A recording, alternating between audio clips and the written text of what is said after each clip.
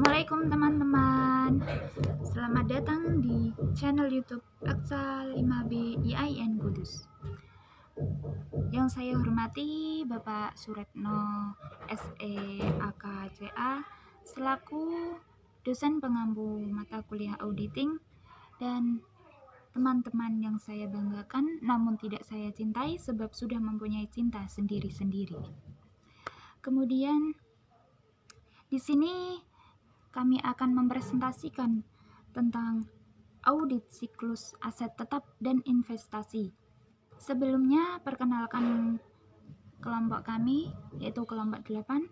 Yang pertama yaitu ada Mbak Santi Rosalia, dan yang kedua yaitu ada Mbak Intan Wulansari, dan yang ketiga yaitu saya sendiri yaitu Rizda Khairina. Yang pertama yaitu penyampaian materi yang akan disampaikan oleh Mbak Santi Rosalia. Assalamualaikum warahmatullahi wabarakatuh. Kami dari kelompok 8 akan mempresentasikan hasil diskusi kami yang berjudul Audit Siklus Aset Tetap dan Investasi. Dan saya akan menjelaskan terlebih dahulu mengenai pengertian, jenis, dan transaksi siklus aset tetap dan investasi. Yang pertama ada pengertian. Aset tetap adalah barang berwujud milik perusahaan yang efektif bersifat permanen dan yang diperoleh dalam bentuk siap pakai atau dibangun terlebih dahulu dan digunakan dalam aktivitas normal perusahaan serta bukan diperjualbelikan. Agar dapat dikelompokkan sebagai aset tetap, aset harus memiliki kriteria sebagai berikut. Yang pertama, berwujud. Yang kedua, umurnya lebih dari 1 tahun. Yang ketiga, digunakan dalam operasi perusahaan. Yang keempat, tidak diperjualbelikan. Yang kelima, ada material. Dan yang terakhir, dimiliki perusahaan. Untuk yang termasuk akun-akun aset tetap, yaitu aset tetap terdiri dari tanah, gedung, peralatan, terus beban depresiasi aset tetap. Yang ketiga ada akumulasi depresiasi aset tetap. Yang keempat ada beban reparasi dan pemeliharaan. Yang kelima ada revaluasi aset tetap, laba atau rugi pertukaran aset tetap, beban bunga, pendapatan aset tetap, dan lain sebagainya.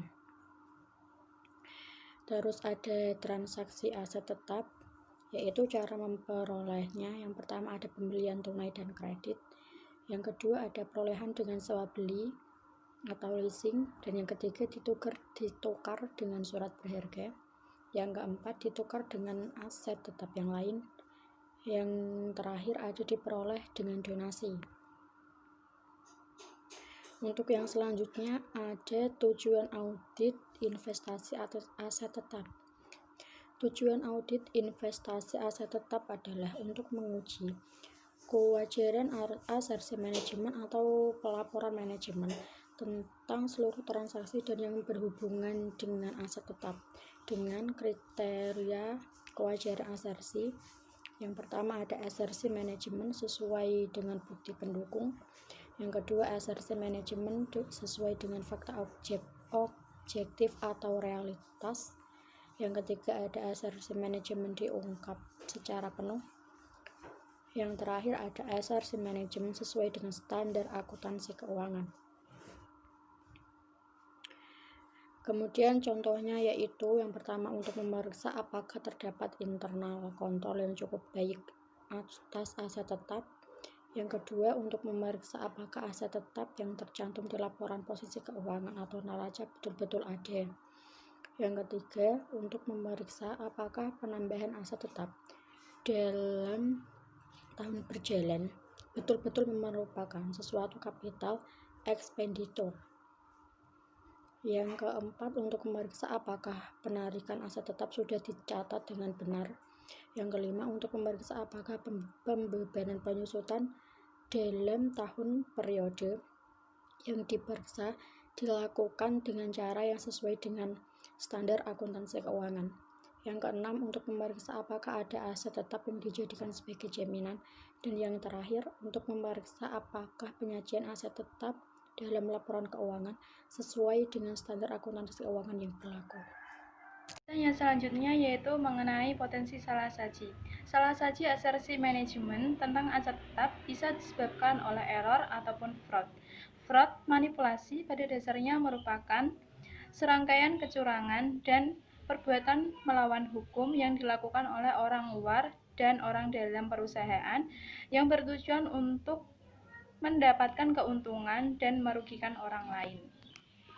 Kesalahan atau kecurangan tersebut meliputi kesalahan pengakuan kos aset tetap, kesalahan perlakuan atas bunga pendapatan aset tetap, kesalahan akuntansi pertukaran aset tetap, kesalahan akuntansi perolehan aset tetap dengan cara sewa beli, kesalahan akuntansi angsuran leasing, kesalahan akuntansi aset tetap yang dibangun sendiri, kesalahan akuntansi revaluasi aset tetap atau penurunan nilai aset tetap, kesalahan akuntansi depresiasi aset tetap, kesalahan beban reparasi dan pemeliharaan, kesalahan asuransi aset tetap, kesalahan akuntansi penghentian aset tetap, dan berbagai bentuk kecurangan yang berhubungan dengan perolehan aset tetap, pemeliharaan aset tetap, dan pelaporan aset tetap dalam laporan keuangan.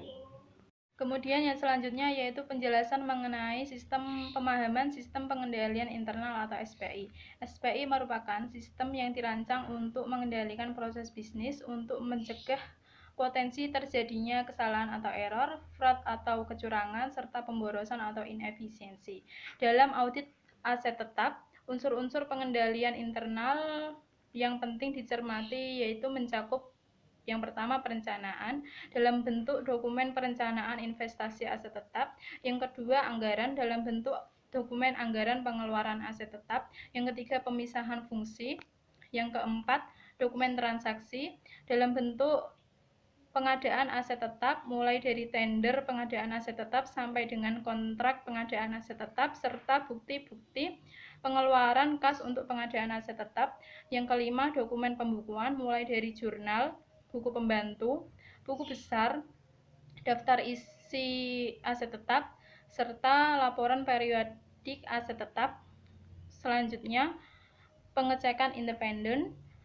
Selanjutnya, sumber daya manusia yang kompeten, teknologi informasi, serta monitoring dalam bentuk evaluasi dan pengembangan berkelanjutan terhadap sistem pengendalian aset tetap. Kemudian yang selanjutnya yaitu penjelasan mengenai pengukuran materialitas temuan kesalahan serta prosedur pemeriksaan aset tetap. Yang pertama mengenai pengukuran materialitas temuan kesalahan, ada dua pertimbangan materialitas dalam audit laporan keuangan. Yang pertama yaitu materialitas saldo akun.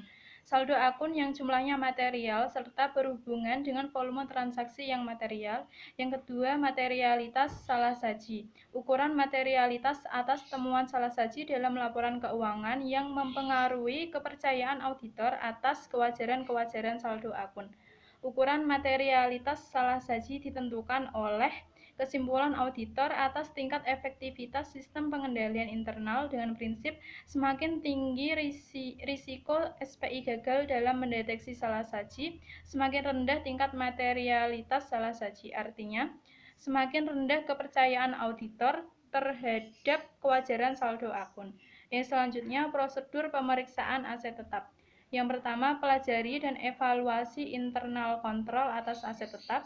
Yang kedua, minta kepada klien top schedule serta supporting schedule aset tetap yang berisikan saldo awal penambahan serta pengurangan-pengurangannya dan saldo akhir baik untuk harga perolehan maupun akumulasi penyusutannya.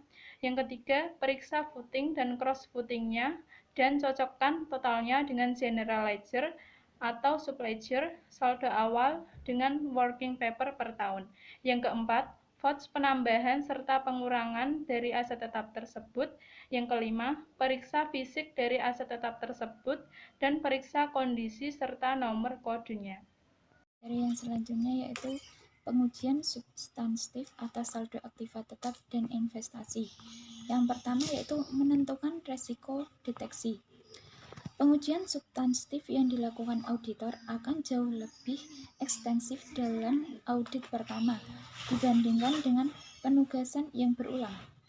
Dalam audit pertama, itu harus diperoleh bukti tentang ketetapan saldo awal akun dan kepemilikan aktiva bersangkutan. Apabila klien tersebut sebelumnya telah diaudit oleh auditor independen lain, maka bukti-bukti ini akan lebih mudah diperoleh apabila auditor pengganti itu dapat menelaah atas kertas kerja auditor terdahulu.